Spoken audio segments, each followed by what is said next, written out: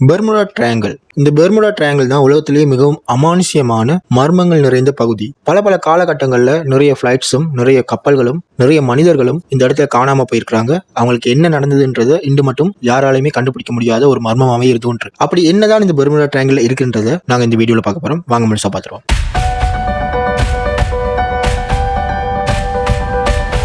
இந்த Bermuda triangle எங்க இருக்குன்னு கேட்டீங்கன்னா, நார்த் அட்லாண்டிக் ஓஷன்ல இருக்கிற மியாமி, பெர்முடா, அப்புறமா பொர்ட்டோரிக்கோ, இந்த 3 இடத்தையும் கனெக்ட் பண்ற ஒரு கோண வடிவமான புவியியல் அமைப்பு தான் இந்த பெர்முடா ட்ரையாங்கிள்வாங்க. இந்த பெர்முடா ட்ரையாங்கிள்ல வந்து அமெரிக்காட சைக்ளோப்ஸ்ன்ற ஒரு கப்பலும், அமெரிக்காட ஃபிளைட் 19 சொல்லி ஒரு 5 விமானங்களும் தடம் தெரியாம காணாம போயிருக்கு. இப்படி காணாம போன விமானத்தை தேட போன விமானமும் காணாம போயிருக்கு. இந்த சம்பவங்களுக்கு பிறகுதான் இந்த பெர்முடா ட்ரையாங்கிள்ன்றது மிகவும் ஃபேமஸாக வெளிக்கிடுது இந்த உலகத்துல. இந்த பெர்முடா ட்ரையாங்கிள் வந்து இப்ப மட்டும் இல்ல, கொலம்பஸ் அமெரிக்காவை கண்டுபிடிச்ச காலத்துல இருந்தே இந்த பெர்முடா ட்ரையாங்கிள்ன்றது ஒரு மர்மமான பகுதியாக தான் இருக்கு.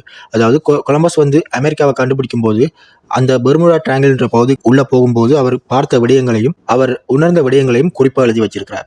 அதுதான் இந்த உலகத்துல பெர்முடா ட்ரையாங்கிளை பத்தின முதலாவது தகவலா இருந்து வருது. அப்படி என்ன அவர் எழுதினார்னு கேட்டீங்கன்னா, பெர்முடா ட்ரையாங்கிள்குள்ள போகும்போது வானத்திலிருந்து ஒரு நெருப்பு பந்தையும், அது மட்டும் இல்லாம இவருடைய கொம்பஸ் அதாவது திசை காட்டும் கருவி வந்து சரியா வேலை செய்யலன்னு சொல்லி ஒரு குறிப்பு எழுதி வச்சிருக்காரு. 1881 ஆண்டு எலன் ஆஸ்டின் சொல்றவர் வந்து யூரோப்ல இருந்து அட்லாண்டிக் ஓசன் வழியா அமெரிக்காவுக்கு பயணம் செஞ்சு கொண்டிருக்காரு. இந்த கப்பல் வந்து பெர்முடா ட்ரையாங்கிள்குள்ள நுழையிறப்போ அந்த கேப்டன் கண்ணுக்கு ஒரு பெரிய பாய்மர கப்பல் என்றது தென்படுது.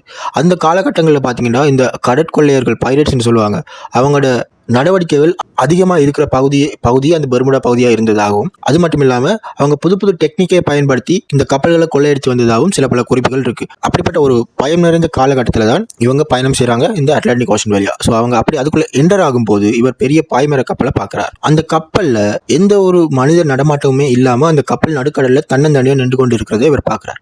ஸோ இவர் நினைச்சிட்டார் இது ஒரு கடற்கொள்ளையர்களின் திட்டமா இருக்கலாம், அதனாலதான் இந்த கப்பலில் யாருமே இல்லாத மாதிரி இருக்குதுன்னு சொல்லி அந்த கப்பலுக்கு பக்கத்திலேயே 2 நாட்கள் தங்குறாங்க இந்த கப்பலில் வந்தவங்க. ஸோ 2 நாட்கள் தங்கி அந்த கப்பலில் என்ன நடக்குன்றதை கண்காணித்துட்டு அதுக்கு பிறகு தாங்க போகலாம்ன்ற ஒரு முடிவுக்கு வராங்க. அந்த 2 நாட்கள்லையும் இந்த கப்பலில் எந்தவித நடமாட்டமும் இல்லாதபடியா இவர் என்ன செய்யறார், தண்ட மாலுமிகளோடு அந்த கப்பலுக்கு உள்ள போய் பார்க்கிறார். அந்த கப்பலுக்குள்ள என்ன இருக்குன்னு பார்த்து அதிர்ச்சி ஆயிட்டாங்க. ஏன்னா அந்த கப்பல்ல எந்த ஒரு கொள்ளை நடந்ததுமோ இல்ல எந்த ஒரு சேதமுமோ இல்லாம அந்த கப்பல் புதுசாவே இருக்குது. வைத்த பொருட்கள் வைத்தபடியே அந்தந்த இடத்துலயே அழகா இருக்குது. ஆனா அந்த கப்பல்ல எந்த ஒரு மாலுமிகளும் இல்ல, நடுக்கடல்ல தனியா இருக்கு. அதனால இந்த கேப்டன் என்ன செய்யறாருன்னா, தன் க்ரூ மெம்பர்ஸ்ல கொஞ்சம் பேரை அந்த கப்பலுக்கு அனுப்பி அந்த இவருடைய கப்பலை பின்தொடர்ந்து வர சொல்லி உத்தரவு போறார். அதே மாதிரி 2 கப்பல்களும் புறப்பட்டு போகுது. அப்படி புறப்பட்டு போகும்போது 2 கப்பல்களுமே ஒரு மிகப்பெரிய புயல்ல மாட்டுப்படுது. அப்படி மாட்டுப்படும் போது 2 கப்பல்களோட பாதையும் தனித்தனி பாதையா பிரிஞ்சு போகுது. அதுக்கு பிறகு புயல் அடங்கினா பிறகு இந்த கேப்டன் வந்து தனக்கு பின்னால வந்த கப்பல் எங்கேன்றதை தேடுறார். அப்படி தேடும்போது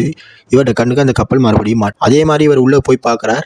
அந்த கப்பலுக்கு எந்த விதமான சேதமும் இல்லாம இவர் எப்படி பார்த்தாரோ அதே மாதிரி இருக்கு. ஆனா இவர் அனுப்பின மாலுமிகள் அங்க இல்ல. சோ இவர் நினைச்சிட்டார் புயல்ல கடலுக்குள்ள விழுவதற்கான வாய்ப்புகள் அதிகம் இருக்குன்றபடியா இவர் என்ன செய்யறாருன்னா, திருப்பியும் இன்னொரு கொஞ்சம் மாலுமிகள் அந்த கப்பலுக்குள்ள அனுப்பி இவருடைய கப்பலை பின்தொடர சொல்லி 2 கப்பல்களும் மறுபடியும் வெளிக்கிட்டு போகுது. அப்படி மறுபடியும் வெளிக்கிட்டு போகும்போது மறுபடியும் புயல் வருது. அதே மாதிரியான ஒரு விடயம் நடக்குது. அந்த கப்பலுக்கு எந்த விதமான சேதாரமும் இல்லை. ஆனா அந்த கப்பல்ல இருந்த மாலுமிகள் எல்லாருமே காணாம போயிட்டாங்க. இப்படி காணாம போன உடனே இந்த கேப்டனுக்கும் அந்த கப்பல்ல பயணித்த பயணிகளுக்கும் ஒரு பேர் அதிர்ச்சியை கொடுத்ததுன்றே சொல்லலாம்.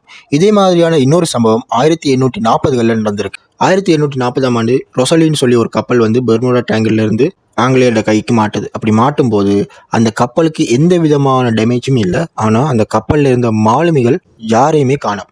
ஆனா இந்த பெர்முடா ட்ரையாங்கிளுக்கு எப்படி இப்படி ஒரு பேர் வந்ததுன்னு கேட்டீங்கன்னா, இதே மாதிரியான சம்பவங்கள், அதாவது திசை காட்டும் கருவி வேலை செய்யாம போகுது, கப்பல்கள் காணாம போகுது, மனிதர்கள் காணாம போகுதுன்னு சொன்ன கைக்கு அந்த இடத்துக்கு ஆரம்ப காலகட்டத்தில் கிரேவியார்ட் ஆஃப் த அட்லாண்டிக்னு பேர் வைக்கிறாங்க. இதுக்கு பெர்முடா ட்ரையாங்கிள்ன்ற பேர் வந்து எப்போ வந்ததுன்னு கேட்டீங்கன்னா 1964ஆம் ஆண்டு தான் இதுக்கு பெர்முடா ட்ரையாங்கிள்னு சொல்லி பேர் வச்சிருக்காங்க. 1964ஆம் ஆண்டுல வின்சென்ட் கேடியஸ்னு சொல்லி ஒரு எழுத்தாளர் வந்து த டெட்லி பெர்முடா ட்ரையாங்கிள்னு சொல்லி ஒரு ஆர்டிக்கலை வெளிவிடுறார். அப்படி வெளிவிடும் போது பெர்முடா ட்ரையாங்கிள்ன்ற பேருக்கு ஏற்ற மாதிரியே புவியியல் அமைப்பையும் கொடுத்திருக்கிறார். அவர் கொடுத்த புவியியல் அமைப்பு வந்து முக்கோண வடிவமா இருந்ததால், அதாவது மியாமி, பெர்முடா, பொட்டோரிக்கோ இது மூன்றையும் இணைக்கிற மாதிரியான முக்கோண வடிவத்தில் இருந்ததால அதுக்கு பெர்முடா ட்ரையாங்கிள் என்ற பேரையும் 1964ஆம் ஆண்டுல இருந்து கிடைக்குது. இந்த மர்மங்கள் வந்து இந்த இடத்துல, அதாவது பெர்முடா ட்ரையாங்கிள் சொல்ற அந்த முக்கோண வடிவமான இடத்துல மட்டும் தான் நடக்குதுன்னு கேட்டீங்கன்னா இல்ல. இந்த பெர்முடா ட்ரையாங்கிள் வந்து கிட்டத்தட்ட 13 லட்சத்திலிருந்து 39 லட்சம் சதுர கிலோமீட்டர் பரப்பளவு கொண்ட இடம் தான் வந்து இந்த பெர்முடா ட்ரையாங்கிள். ஸோ இந்த பரப்பளவுக்குள்ள இருக்கிற கடல் பகுதியில தான் இந்த மர்மமான விடயங்கள் எல்லாம் நடந்து வருது. இந்த பெர்முடா ட்ரையாங்கிள்ல இப்படிப்பட்ட அமானுஷ்யமான விடயங்கள் நடக்கிறதுக்கு நிறைய பேர் நிறைய விதமான காரணங்களை சொல்லுவாங்க. சில பேர் சொல்லுவாங்க ஏலியன்ஸ் இருக்குண்டு, சில பேர் சொல்றாங்க லோஸ்ட் அட்லாண்டிக் சிட்டி அங்கதான் இருக்குண்டு, சில பேர் சொல்றாங்க மிகப்பெரிய கடல் அரக்கர்களும் கடல் மிருகங்களும் அந்த இடத்துல வாழுது, அதனால அந்த இடத்துக்கு போற மனிதர்களையோ கப்பல்களையோ இல்ல பிளைட்டுகளையோ உள்ளுக்கு இழுத்துட்டு போகுது. ஆனா இது எல்லாமே ஒரு புனைக்கதைன்னு தான் சொல்லலாம். இதுக்கான ஆதாரங்கள் எதுவுமே இல்லை.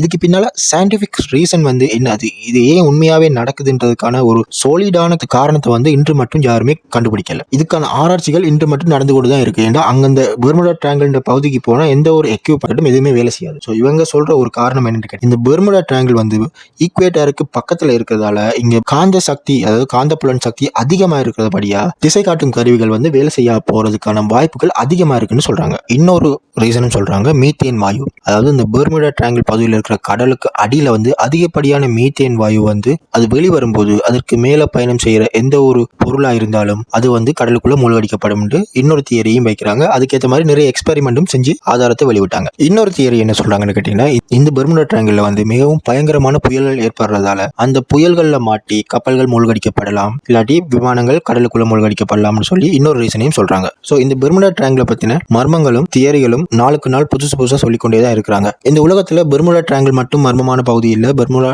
ட்ரையாங்கிள்ல மட்டும் இந்த கப்பல்களும் விமானங்களும் காணாம போகல. இந்த உலகத்தில் நிறைய இது மாதிரியான பலவிதமான இடங்கள். ஸோ இந்த வீடியோ பத்தின கருத்துக்களை நீங்க கீழே கமெண்ட் பாக்ஸ்ல சொல்லுங்க. வீடியோ பார்த்ததுக்கு நன்றி.